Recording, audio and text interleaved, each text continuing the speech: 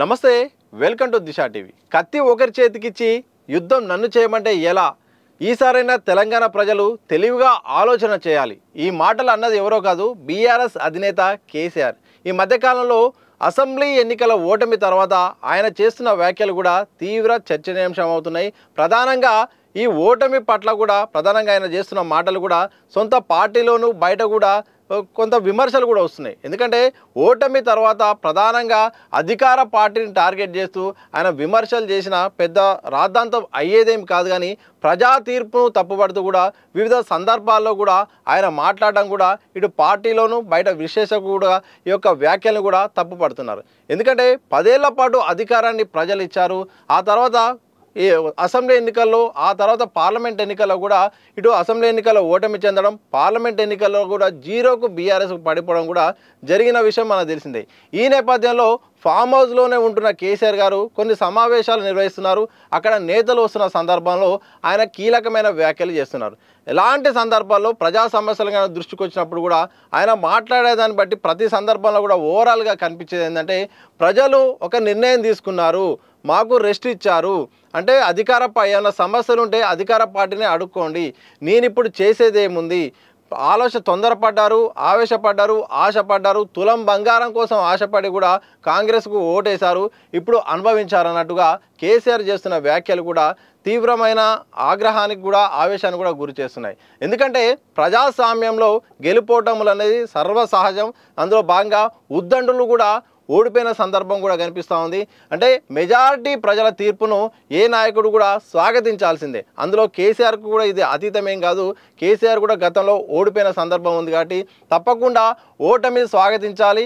ఓటమికి గల కారణాలను కూడా వెతుక్కోవాలి. ఆ కారణాలు వెతుకున్న తర్వాత సవరించుకొని కూడా ప్రజా జీవితంలోకి అడుగేయాలి. మళ్ళీ ఎన్నికల్లో పోటీ చేసి కూడా గెలవాల్సిన అవసరం ఉంటుంది. కానీ గెలిస్తేనే మేము ప్రజల్లో ఉంటాం, ఓడితే మాత్రం రెస్ట్ తీసుకుంటాం అన్న తీరులో మాత్రం బీఆర్ఎస్ అధినేత తీరు ఉంది. ఈ నేపథ్యంలో ఈ తీరు పట్ల కూడా ప్రజాస్వామిక వాదులు కూడా పెద్ద ఎత్తున కూడా ఆయన తీరును తప్పుపడుతున్నారు. ఎందుకంటే అధికార పార్టీకి గెలిచినప్పుడు ప్రతిపక్ష పాత్ర ప్రకారం అధికార పార్టీ చేసిన తప్పులను తప్పకుండా బయటకు వచ్చి కూడా మాట్లాడాల్సిన అవసరం ఉంటుంది. ప్రజల వద్దకు చేరుకొని కూడా ప్రజా సమస్యలు తెలుసుకోవాల్సిన అవసరం ఉంటుంది. ఏమైనా లోటుపాట్లు ఉన్నా కానీ ప్రభుత్వానికి చెప్పాల్సిన అవసరం ఉంటుంది.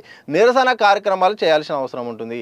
ఎందుకంటే ప్రజల తీర్పు ఒక్కరికంటే 10 మంది ఆలోచన చాలా గొప్పదంటారు. అలాగే కొన్ని లక్షల మంది తీర్పు అనేది ఒక్కరి ఆలోచనకు, లక్షల మంది ఆలోచనకు చాలా తేడా ఉంటుంది. అంటే అందరి యొక్క ఆలోచనను కూడా తప్పుపడుతూ ఒక మాట మాట్లాడితే అది ఒక్కటి తప్పే అవుతుంది. నిజంగా రాజకీయ నాయకులు కూడా ఈ విషయంలో చాలా ఆలోచన చేయాల్సిన అవసరం ఉంటుంది. ఎందుకంటే మెజారిటీ ఇచ్చిన ప్రజల తీర్పును కొంతమంది మీరు కర్మ అనుభవించండి, మీరు తప్పు చేశారు, మీరు ఆశపడ్డారు, మీరు డబ్బులు తీసుకొని మోసపోయారు, మీ కర్మ మీరు అనుభవించండి అన్న తీరులో కొంతమంది రాజకీయ నాయకులు మాట్లాడతారు. అలాంటి సందర్భం కూడా సేమ్ కేసీఆర్ కూడా అలాగే మాట్లాడుతున్నట్టుగా తెలుస్తుంది. అది సొంత పార్టీలోనే చర్చనీయాంశం అవుతుంది. ఎందుకంటే ఇప్పటికే బీఆర్ఎస్ ఇంకా అధికారంలోనే ఉన్నట్టుగా ఫీల్ అవుతుంది, కాంగ్రెస్ ఇంకా ప్రతిపక్షంలోనే ఉన్నట్టు అనిపిస్తుంది అని కూడా బయట చర్చ నడుస్తుంది. ఇంకా ప్రతిపక్ష హోదాలోకి, ప్రతిపక్ష పాత్రలోకి ఇంకా బీఆర్ఎస్ చేరుకోలేదు. ఇంకా అదే ఫోబియాలో నాయకులు ఉన్నారు. ఇంకా పూర్తి స్థాయిలో ఫీల్డ్ లెవెల్కి రావట్లేరు, ఒకరిద్దరు తప్ప పూర్తి స్థాయిలో అంతా యాక్టివిటీ చేయట్లేదని కూడా బీఆర్ఎస్పై విమర్శలు ఉన్నాయి. ఈ నేపథ్యంలో ప్రజల్లోకి వెళ్లాల్సిన అవసరం ఉంటుంది. 10 ఏళ్ళు అధికారంలో ఉన్నారు. ఒకసారి ఓటమి కావడంతో ఇమ్మీడియట్గా కాకుండా కానీ సంవత్సరాలు అవుతుంది కాబట్టి ప్రజల్లోకి రావాల్సిన అవసరం ఉంటుంది.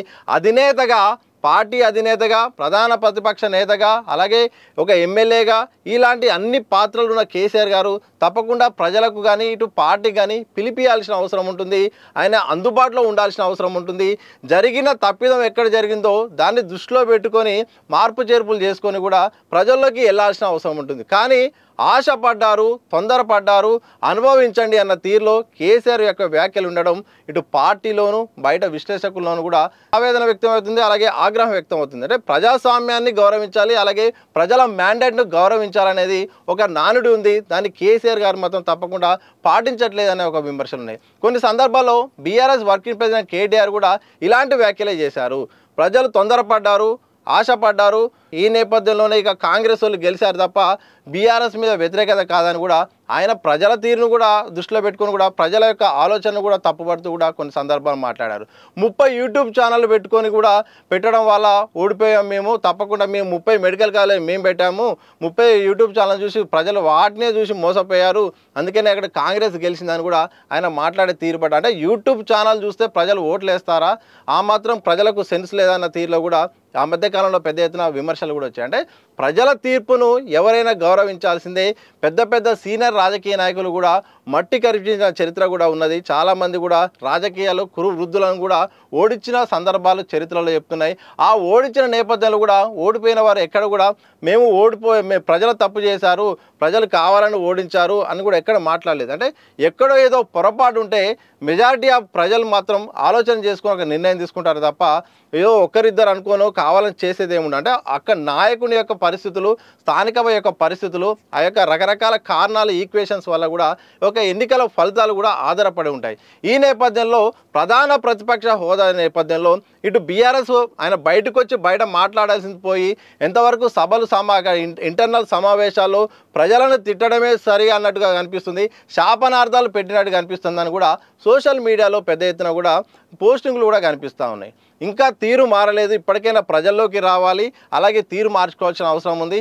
ఎక్కడ కాంగ్రెస్ పార్టీ తప్పులు చేస్తుందో, ఎక్కడ అధికార పార్టీ హామీలు నెరవేర్చకుండా చేస్తుందో, ఏదైతే నెరవేర్చకుండా చేస్తుందో, ఎక్కడ తప్పిదాలు జరుగుతుందో ఆ తప్పిదాలను బయటికి తీసుకురావాల్సిన సందర్భంలో ఇలా ప్రజా తీర్పును ఎలా తప్పుపడతారని కూడా ఇటు కేసీఆర్ తీర్పైన కూడా విమర్శలు వస్తున్నాయి. ఇటు కేటీఆర్ కూడా కొన్ని సందర్భాలు అలాంటి వ్యాఖ్యలు చేస్తున్నారు. అంటే ప్రజా తీర్పును ఇంకా కూడా డైజెస్ట్ చేసుకునే పరిస్థితి కనిపించట్లేదు, కారణాలు వెతికే పరిస్థితి కూడా కనిపించట్లేదు అన్నట్టు కూడా బీఆర్ఎస్ తీరును బట్టి చూస్తే కనిపిస్తోంది. సొంత పార్టీ కేడర్ కూడా ఈ రకంలో మాత్రం కాస్త ఆగ్రహం కూడా వ్యక్తమైంది. అసలు వాస్తవ పరిస్థితులకు భిన్నంగా బీఆర్ఎస్ తీరు ఉంది, ఇంకా మారాలి, ఇటు అధికార పార్టీ ఇటు బీజేపీ దూసుకోబోతుంటే ఇంకా ప్రజల మీదనే ఇంకా మాట్లాడుతూ కూడా ఎంతకాలం ఇట్లా ఉంటుందని కూడా విమర్శలు వస్తున్నాయి. ఎందుకంటే తాజాగా కేసీఆర్ గారి మధ్యకాలంలో ఏదైతే ఎర్రవల్లి ఫామ్ హౌస్లో మాత్రం ఈ పెద్దపల్లి సంబంధించిన నాయకుల సమావేశంలో ఆయన చేసిన వ్యాఖ్యలే చర్చనీయాంశంగా మారుతున్నాయి. కత్తి ఒకరికిచ్చి నన్ను యుద్ధం చేయమంటే ఎలా, అధికారం అక్కడున్నాక నన్ను కొడితే నేనేం చేయను, ఇప్పటికైనా తెలుసుకోండి, తెలంగాణ సమాజం ఆలోచించుకోండి అంటూ కూడా ఆయన చేసిన వ్యాఖ్యలు కూడా తెలంగాణ సమాజానికి ఆలోచన లేదా, ఆ మాత్రం కూడా ఎవరికి ఓటేయాలో వేయకూడదో అనే ఆలోచన లేదా అని కూడా విమర్శలు వస్తున్నాయి. ఎందుకంటే ఉద్యమంలో భాగంగా కూడా 10 ఏళ్ల పాటు కూడా దాదాపు అప్పుడు కాంగ్రెస్ అప్పుడు అధికారంలో ఉంది, తెలంగాణ ఇచ్చిన కాంగ్రెస్ను కాదని కూడా బీఆర్ఎస్కు ఓటేసిన సందర్భం కూడా కనిపించింది. అప్పుడున్న పరిస్థితుల్లో కాంగ్రెస్ చాలా బలంగా ఉంది, అలాగే తెలంగాణ ఇచ్చిన సెంటిమెంట్ ఉన్నప్పుడు కూడా ప్రాంతీయ పార్టీని కూడా గెలిపించుకుంది. ప్రతిపక్షంలో బీఆర్ఎస్ కొన్ని సంవత్సరాల పాటు ఉన్నప్పటికీ కూడా ప్రజలు తెలంగాణ వాదాన్ని మోసారు. అంటే అధికారమే పరమావధి అని బీఆర్ఎస్ అనుకుంటే మాత్రం ప్రతిపక్షంలో ఉన్నట్టు తెలంగాణ వాదాన్ని ప్రజలు కూడా మోసి ఉప ఎన్నికలు వచ్చినప్పుడల్లా గెలిపించుకుంటూ వచ్చారు. ఇలాంటి సందర్భంలో ప్రజల తీర్పును తప్పుపడుతూ మాట్లాడడం సరైనది కాదని ఇటు ప్రజల్లో, విశ్లేషకుల్లో, రాజకీయ పార్టీలో, సొంత పార్టీలో కూడా చర్చ జరుగుతుంది. ఇప్పటికైనా మరి అధినేత తీరులో మార్పు వస్తుందా, ప్రజల అభిష్టాన్ని ఇప్పటికైనా గౌరవిస్తారా, తప్పులు ఎక్కడ జరిగాయో తెలుసుకొని వాటిని సరిదిద్దుకుంటారా, లేకపోతే ప్రజలే తప్పు చేశారు అనుభవించండి అంటూ అదే తీరులో వ్యవహరించి కూడా రాజకీయాల్లో ముందుకెళ్తారా చూడాలి. మరి తెలియాల్సిన అవసరం ఉంది. ఇప్పటికైనా దిద్దుబాటు చర్యలు ఉంటాయా, లేకపోతే ఇదే తీరులో ప్రజా తీర్పును వ్యతిరేకిస్తూ మాట్లాడితే ఎలాంటి పరిణామాలు ఉంటాయో మాత్రం తెలియాల్సిన అవసరం ఉంది. ఏదేమైనప్పటికీ మెజార్టీ ప్రజలు ఇచ్చిన తీర్పును తప్పుపడుతూ బీఆర్ఎస్ అధినేత పలు సందర్భాల్లో చేసిన వ్యాఖ్యలు మాత్రం ప్రధానంగా చర్చనీయాంశం అవుతున్నాయి. సొంత పార్టీలోనూ బయట కూడా ఇలా మాట్లాడడం సరైనది కాదనే విమర్శలు కూడా వ్యక్తం అవుతున్నాయి.